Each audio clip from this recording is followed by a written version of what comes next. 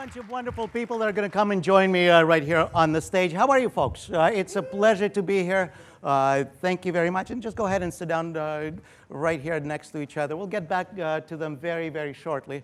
Now, let me introduce yourself. My name is Boris. I am a hypnotist.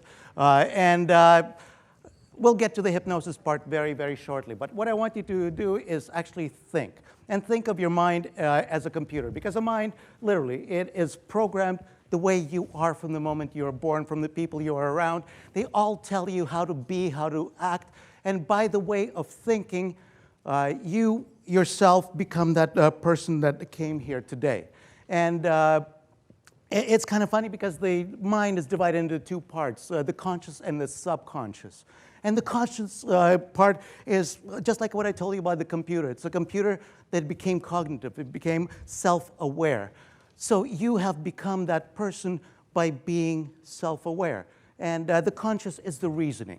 It actually processes all the information that's coming at you and makes you work because you're actually reasoning, figuring, okay, that's got to go through. But the subconscious just stands in the back and says, okay, I'll take everything blindly, and takes all of the suggestions in. Somewhere along the lines, actually, I'm sure you probably heard somebody tell you that we only use 10% of our mind.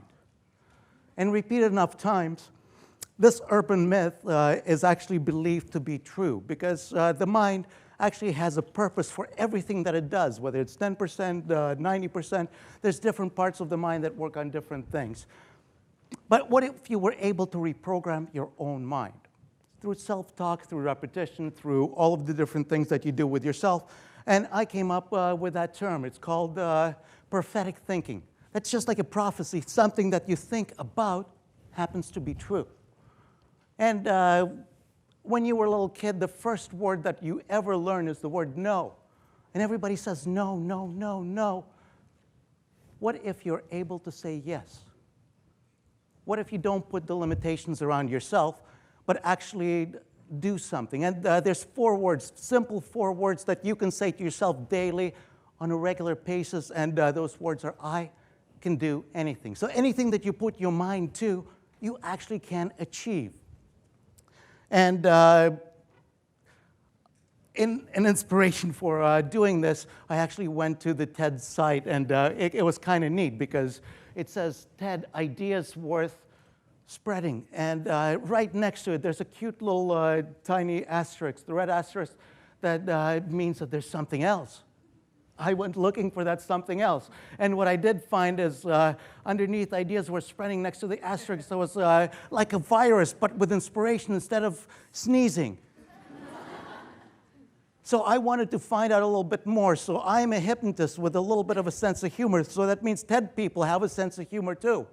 So I want to introduce you to the people that I have already pre-hypnotized. Because all it is, you are programmed. And as a hypnotist, all I am is a wordsmith that is able to speed up the process to get to the point much faster with just one word.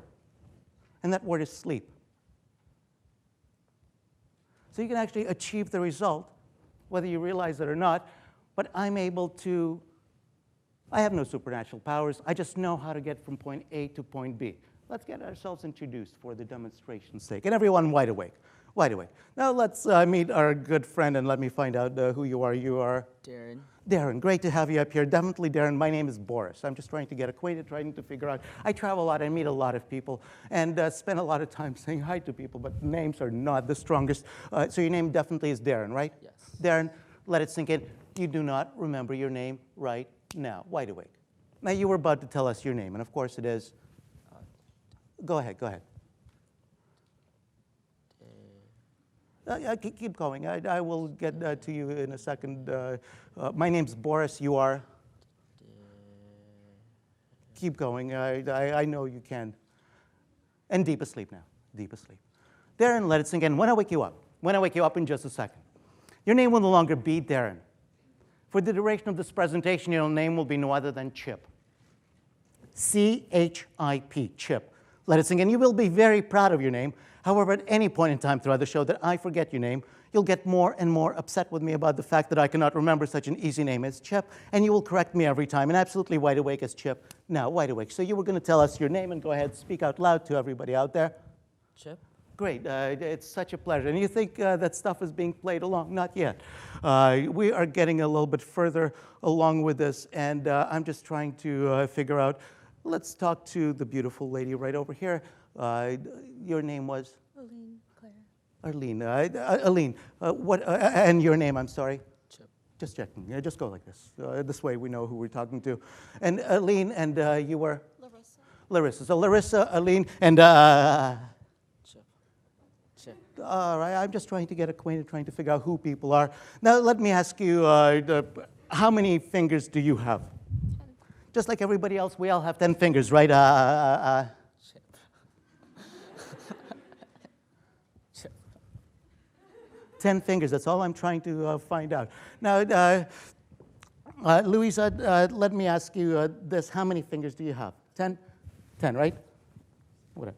And Louisa, deep asleep now, and deep asleep. When I wake you up in just a second. Number 6 does not exist in your mind. I have completely erased number 6 from your mind. You will go over it, go on to the next logical number, and it won't even matter to you. And Chip, deep asleep now. You, on the other hand, cannot pronounce number 6 no matter how much you try.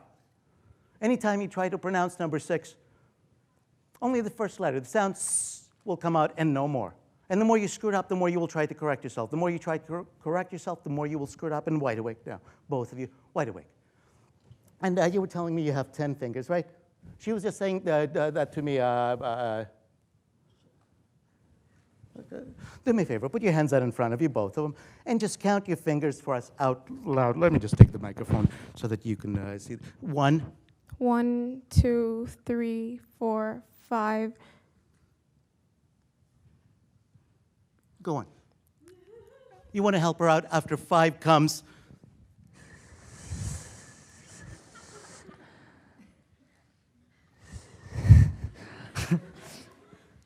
After 5 comes.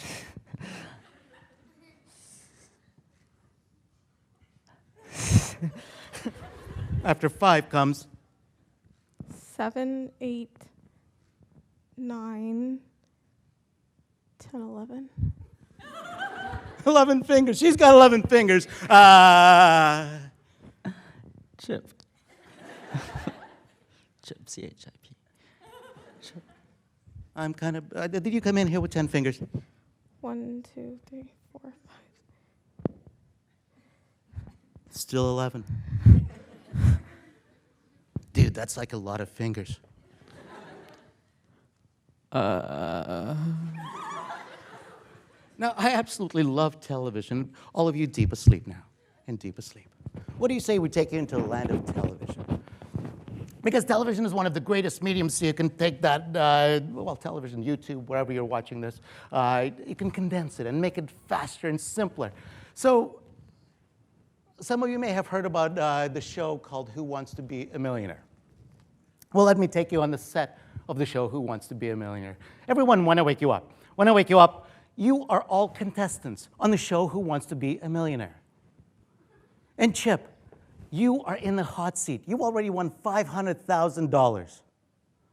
The rest of you, you're the most impatient people in the world because you're the next ones to get into the hot seat, to go for the $1 million. And I get to play the host of the show. And my name is Boris. Boris Philbin. And everyone, absolutely wide awake now, wide awake. Now come on up here, my friend, come on up. This is such a pleasure to have you here. Stand right over here. We are ready to play. My job is to give you the rules before we got to start taping and all of that kind of stuff. We will give you a multiple choice question with 4 answers, A, B, C, or D. We have to hear the actual letter, A, B, C, or D, the answer, and then it's not final. So that means you can talk all you like, but as soon as you say the words final answer, you are locked in. Is that all right? And I'll let you answer into the microphone. Yeah. Absolutely. Now, you still have 2 lifelines left. You can either use the 50-50, you can have the computer take away 2 wrong answers, or you can poll the wonderful audience right here at TED. And, you know, before we start, do me a favor. I will stand right next to you. There's a camera right over there. We are going to make a commercial out of this. Look right into the camera, introduce yourself. I'm so-and-so, and this is what I'm going to do with my $1 million when I win. Go right ahead. My name is Chip, and I will donate my $1 million to sick kids. That is absolutely wonderful. I don't know what to say. So you are ready to play Who Wants to Be a Millionaire? Yes. All right. Well, for $1 million,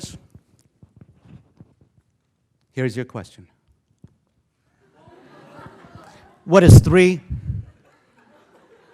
plus 3? Your 4 answers are A, 2, B, 4, C, 6, D, 9. And please talk it out loud. We want to hear how you think what is going on through your mind, because $1 million is a lot of money. You have $500,000 already. If you walk away right now, $500,000. So 3 plus 3. What do you think the answer is? 2, 3, 4. Out loud, a little bit louder, yes. 5.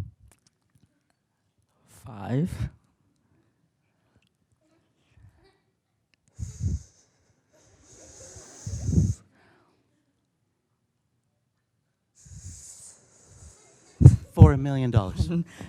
2, 3, 4, 5.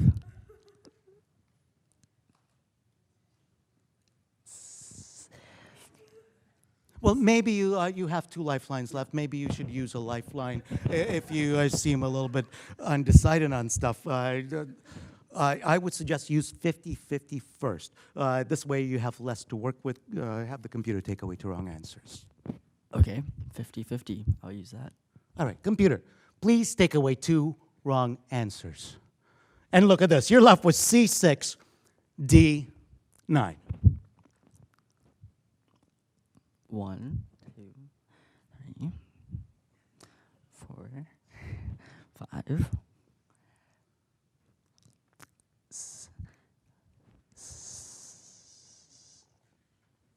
Come on, Chuck, you got to know this. Chip. It's Chip. 1, 2, 3, 4, 5. Well, maybe you should poll the audience.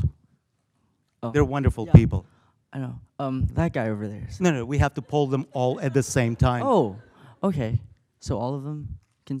Yes. Okay. Audience, what do you think the answer to 3 plus 3 is? They seem a little bit undecided.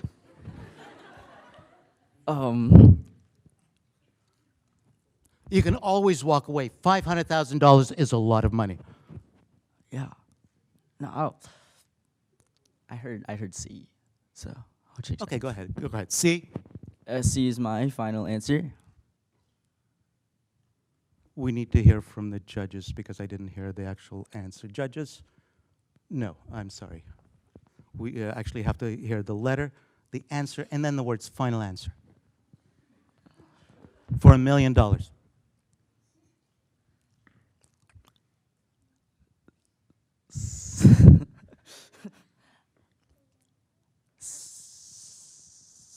two.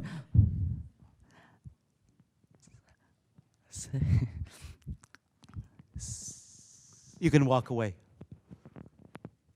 $500,000, $500,000. Actually, before you walk away, let it sink in. You can now pronounce number 6. You can walk away, but if you like, you can try one last time. 6 is my final answer. We need to hear the letter, the answer, and then the words final answer. Come on, Chuck, you can do it. C. 6 is my final answer. My name is Chip. C. 6 is my final answer. Well, congratulations, Chip. You've just won $1 million. And anything you want to say to this wonderful audience that was so helpful, and the money is going to go to a great cause. Oh, yeah. Thank you guys so much for helping me choose number 6. And now I can finally say it. And yeah.